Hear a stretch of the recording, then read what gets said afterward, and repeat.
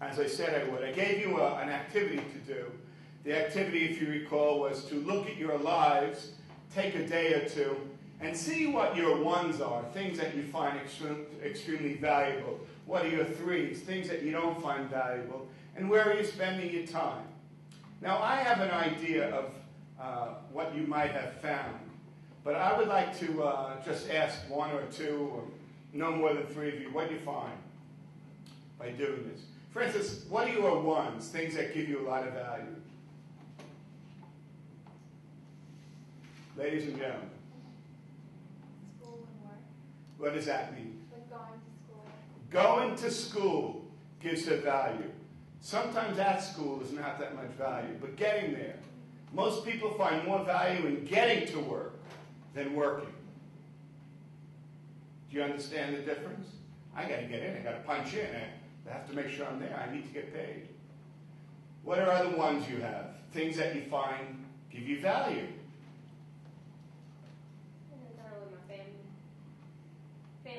Family time.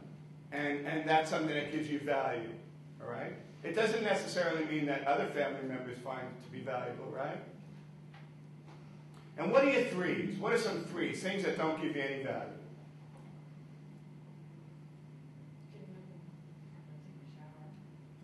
Taking a shower.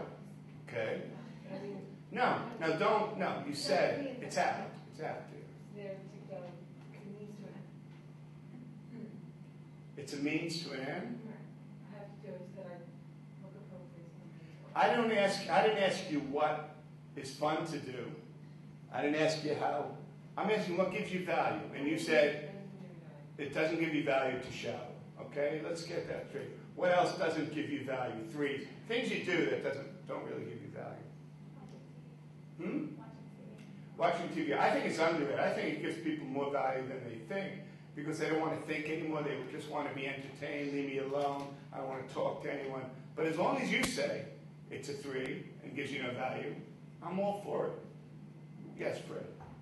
Some of mine are like filling up your gas tank. I mean, it gets me to where I need to be, but the task of it doesn't give me value. I'm a little stuck because it doesn't. I mean, like that. It doesn't, right? There's no value. Right. Does anyone have a dog? You walk the dog ever? Did anyone ever have a dog? Did you ever walk the dog?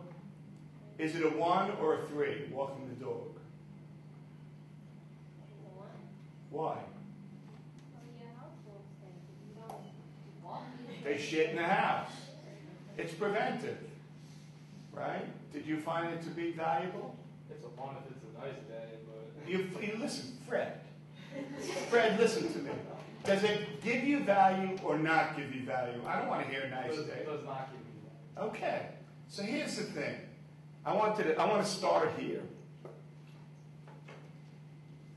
Time is the only area of stress management that can guarantee to change your life in a better way. You need to have a written plan. Let me move on. So what would happen if you gave up 3s? Fred, what would happen? Don't look down, the answer's not there. What would happen? If you gave up 3s, you might lead a more productive life. Okay, you would. There's so much value in managing your time in life. But you would be more productive. You'd probably even be happier.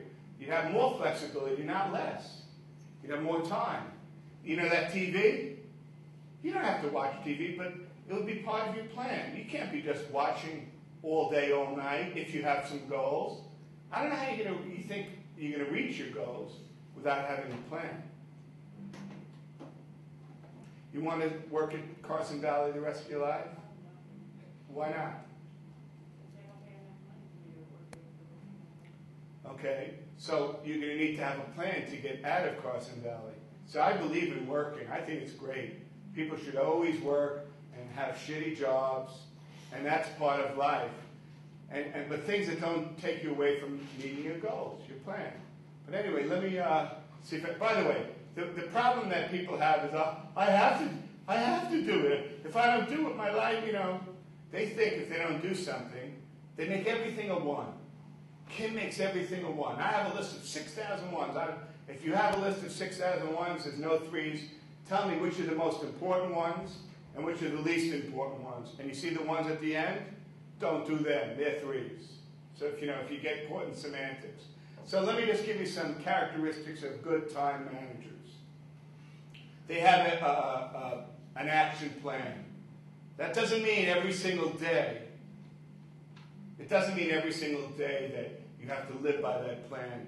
But it does mean that you need to have, whether it's a list, whether it's a few things you must accomplish,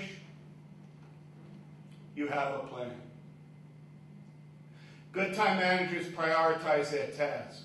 So they have A's, B's, and C's, 1s, 2s, and 3s. At least you have to have that. So generally, when a family member calls me, I answer it. Do you answer it if a family member calls you? It could be important. But if it's not important, I find out right away. Like when my daughter calls. And she says, what's doing? I'll say goodbye. I got things to do. And this is not one of them. As long as you okay? You're okay, good. If someone comes to my office, needs some help, I'm there for them. But if it's just something that could wait, I say, you're not going to kill yourself, are you? I try to get to the suicide thing right away. Okay, then let's plan it. Make an appointment. Let's talk about this. Good time managers live by the 80-20 rule. This is an important one. The 80-20 rule works like this. If you look at your days, you're going to find that 80% of the value comes from about 20% of the time that you put in. If you look at your list of all your 1s, you'll find that all your 1s combined in one day, you could do in 2-3 hours. You'll find that you spend 80% of your time doing things that don't give you value. We have to change the pattern. We have to change that. And all I'm saying to each of you is, stop doing 3s. So if you don't want to have a plan, if you don't write things down, you will not know what to give up. Because right now you're looking at me, I don't know. Well, you have to start off with you deciding what's important, not your family members, not your boss, not your parents. You're the one that determines what's important, nobody else. And when you have things that you know that are important, you make sure you cover your 1s. And the 80-20 rule works in many different areas. In the sales industry, 80% of the sales comes from 20% of the sales force. In your house, you'll have 80% of the dirt and 20% of the space. But the most important one is, in Fred's life, in Crystal's life, 80% of the value that you get out of each day comes from a few hours, not from 16 hours. I've been working so hard, I've been doing this. Stop complaining and make sure you cover your 1s. Now, what happens if you don't do a 3? What would happen? Let's use the bathing, Olivia, as an example. No, this is a good one. I don't feel like showering today. It's a 3. And after the second day, what would happen? I'm just curious, Kim, what would happen to Olivia if after 2-3 days she didn't do the 3s, which is bathing? What would happen? That doesn't matter. She would make it a 2. Think about when you do a laundry. Does anyone do their own laundry? Okay. When do you do it? This is a question. When do you do it? When you run out of underwear. When do you do it? It becomes urgent. When it becomes urgent. So what I want you to know is, even with Olivia's bathing habits, she'll know when it becomes important. Let's say Olivia's dating. That's an example, okay? I think I should bathe. I think I'd rather smell good than not smell good on this date, right? So it becomes a 2. It becomes a 1. Anyone like to send in their bills late? You get your bills. Who likes to send them in late? But when do you send them in? When you get a different color bill? Because they send you all these warnings, right? So some of you send it, 3 days before, some days a week before, sometimes not at all. No one tells you have to pay your bills. You just have to live with the consequences of them shutting off your phone, shutting off your electric, and all that other stuff. And they will. But no one tells you you have to send that bill in. That's ridiculous. Just have to pay the piper. So every 3 becomes a 2, every 2 becomes a 1. When someone is selling their house, all of a sudden, oh, let's paint the house, let's spackle the walls, let's fix the fence. When do you clean out your cars? When you have someone that's going to go in it. Otherwise, there's aliens living in your car. Right? So don't tell me that they're all, cleaning out your car is not a 1. It's a 1 when it needs to be a 1. When you make it a 1. Walking a dog, to me, it's always a 1 because you don't want them to go in your house. But on the other side, you know how much freer you will be when you give up your 3s and 2s? It'll change your whole life. Never answer. Instead of answering the phone all the time, you're idiots, you're slaves, you're morons. I cannot explain it any better that you actually wait for someone to text you. You look at it, nice. This is it? This is all you got? How about a master's degree? With all those texts, you should be able to get another degree. I'm not joking around. I am not. I'm not texting bad. No. I got a text last week. One of my former graduate students got engaged. Since I'm so proud to not be able to text, I don't know how to text. I gave it to my wife. I said, send her a message. Congratulations. So my wife sends her a message. Congratulations. How's the ring? She's getting details and pictures sent to her. Do you understand? Me? Congratulations. She said, hold a date. It was a year and 3 months. A year and 3 months? You think I'll be alive? I hope. I'm not holding a date a year and 3 months. You hold a date. Okay? But anyway, stop doing 3s. Stop doing 2s. Live by the 80-20 rule. Put your energy into your 1s and then move on. Do your 1s and move on. Do your 1s. Hit your short-term goals. Hit some of your long-term goals. They will change. But don't do 3s. Don't do 2s. And don't let other people control your time. No family members, no professors. Hey, look at my friends. They never came back. They're not going to let professors get in the way of their time. Now, I happen to think that's good time management. When I give a grade, it's a whole other world. Do you understand? I always tell people, and I'll tell you this, but I don't want you to leave now. If you don't think it's worthwhile to be here, leave. Instead of stay, leave. Get out. Because if it's not a 1 or a 2, why are you here? Well, I needed to graduate. Ah, I get it. I get that. I'm not kidding around. I understand that. I once went to a professor and I got a B from her. I said, I got an A in everything. Why did you give me a B? She said, did you work hard? She was a bastard. Well, I got an A in everything. Did you work hard?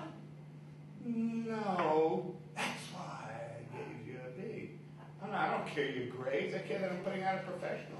Okay, good time managers use a written plan. They prioritize their tasks. They are aware how long things take. Good time managers know. How long does it take you to get to the temple?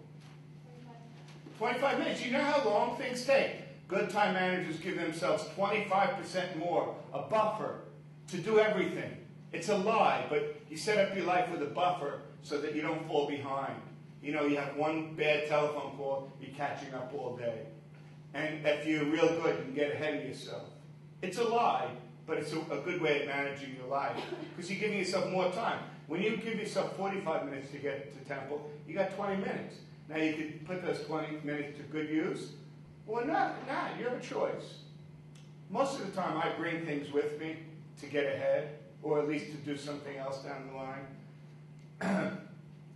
So never do 3s for the rest of your life. Say no more often without feeling guilty. I don't get it. You could say no. Be nice, be cordial, be polite. That helps you not lose time, wasted time, fighting with people. Prepare yourself for interruptions. That's what I was referring to. Like, I always have stuff in my car in case the school shuts down.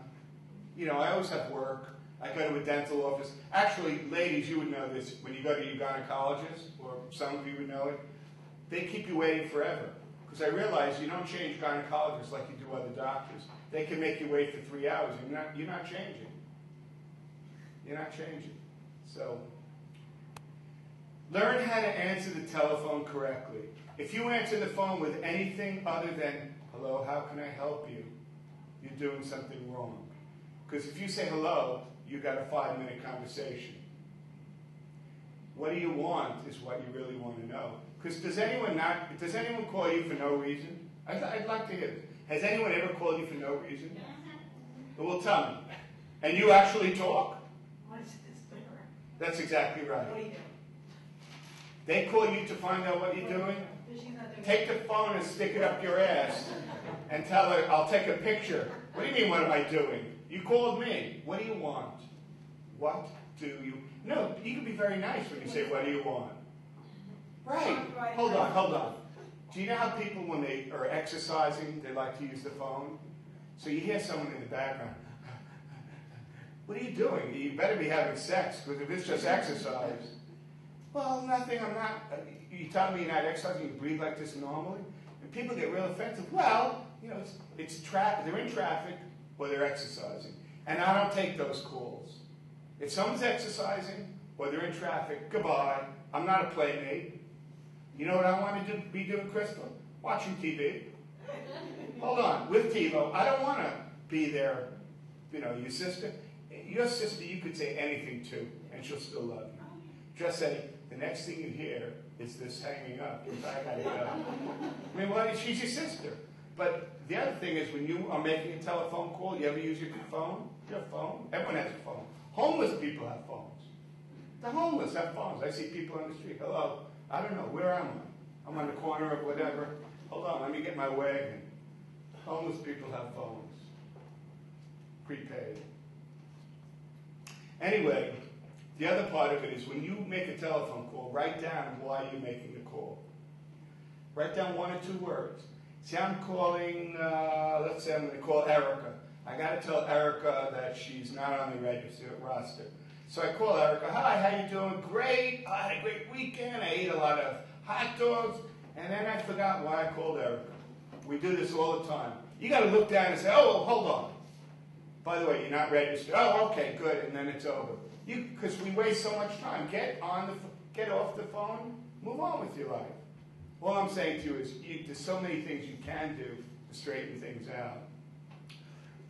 Cut down on unnecessary socializing. I believe every industry should have a closed-door policy. Anyone that has an open-door policy is foolish. Why would you want an open-door policy? If you want an open-door policy, that means you want people to come to your office. I don't want anyone to come to my office. Hold on. If you need me, you'll find out. You know, sometimes even knocking works. You have a knock and someone opens the door. Anyway, open door. Here's what you have to do if you work at a place and you have a door open. When someone comes to the door, get up and walk over to the door and put your hands across the door from one end to the other, like this. What's up? You need? What do you need? What do you need? Don't let them in. Once they're in, they might sit down, might be talking about Donovan McNabb. Before you know it, your whole afternoon's destroyed. Don't let them in. Just stop. Nobody in. Anytime you have to sign anything in this world, someone wants a signature, and there'll be times someone wants a signature. That's when you always have to be seated. I get asked for my signature all the time on things, and I have to sit down because people stick things in front of you, and you better read it. Don't sign things before you read it. Just a little thing here. Oh, okay. So stand by your door. Don't let anyone in yet. Don't run errands every day. Now, I like going to the supermarket. Going to the supermarket for me is a one. You got air conditioning, you know. I like to feel the melons. I love the frozen food aisle. I like to buy some Wow potato chips. Remember Wow potato chips? They were called Wow because they had olein in them. And if you read the bottom of the bag, it says, may cause anal drippings. I kid you not. Is that blue and yellow bag? I don't know. You ever hear of olein? You know, so I used to give these out to class. Anybody want any chips? And then I'd read the bag. And it says, if you have problems, call 1-800 number. If you shit in your pants, you're going to be calling an 800 number? I don't understand that. That's bad time management. I think you need to clean off yourself and take that shower you're going to take. Okay, so all I want to know is, are you going to say no more often? Are you going to? I guess I could test you with this question. Who here would like to exercise more? Raise your hands. Raise your hands over your head. You know, you all are full of shit. That's what I have to say to you. Because if it was important to you, you would do it, and you would plan it, and shut up. That's what I got to say. You're full of it. Because we all do other things. Does anyone here exercise? Jake, how does that happen? How does it, I got to know. How does that happen? Cut down on sleep. He finds a way. Who exercises here? How do you do that? Where do you do it? Do you plan it or it just happens? I'm planning. You do? Okay, that's it. You plan it, so stop, you bull. No one tells you, to eat. You don't have any problems, with that one. I'm not saying it's easy, but don't give me, I don't have the time. You can find 20 minutes to 40 minutes a day. Just don't do threes. Don't bathe. You'll have plenty of room to exercise too, because no one will be around you. I go to LA Fitness, I got on one of the machines, and I notice everyone's leaving from around me. And I'm smelling my armpits, what's going on here? Never happened before, but BL works. Shower. Get that back in the routine. Anyway, all of you that said you would like to exercise more, that's a challenge to you. Cut out the threes, exercise, and shut up. That's how you get things done. So when people have said to me, I wish I could have written a book, all you have to do is sit on your ass long enough. You could do it. You could do anything. But you have to want it. It has to be part of your plan. It just doesn't happen. Because when I hear, I wish and anytime we hear that, I'm out. I'm in another room. From anyone, anywhere. Wishing? No. These are lottery winners. Everyone wants to hit the lottery. Why don't you work? This is a good beginning.